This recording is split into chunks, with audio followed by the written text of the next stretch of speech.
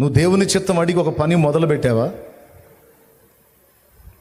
దానికి ఎన్ని పెను తుఫాన్లు ఎదురొచ్చినా నువ్వు వెనక తగ్గొద్దు. నువ్వు అలా ముందుకు సాగిపోతానే ఉండాలి. దేవుడు చెప్పాడు కదా, నువ్వు చేస్తానే వెళ్ళిపోవాలి. దేవునికి స్తోత్రం కలుగునుగాక.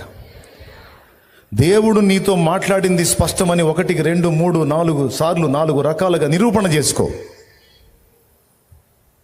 కొన్నిసార్లు సాతాను కూడా దేవుడు మాట్లాడినట్టు మాట్లాడి మోసగించవచ్చు.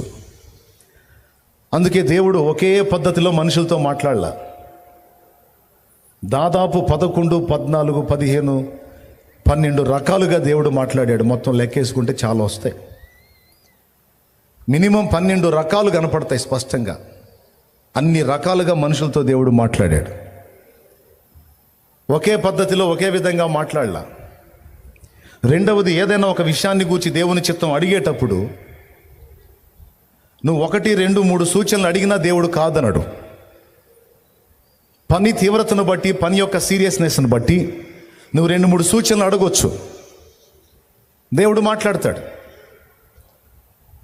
2, 3 సాక్షుల నోట ప్రతి మాట స్థిరపరచబడిన అన్నట్లుగా ఏదైనా ఒక అంశాన్ని గురించి దేవుడి చిత్తం నువ్వు తెలుసుకోవాలనుకున్నప్పుడు 2, 3 రకాలుగా కనిపెట్టి, ఆ 2, 3 రకాలుగా కూడా ఒకే విధమైన జవాబు నీకు వస్తే అప్పుడు నువ్వు ఆ పనికి దిగొచ్చు.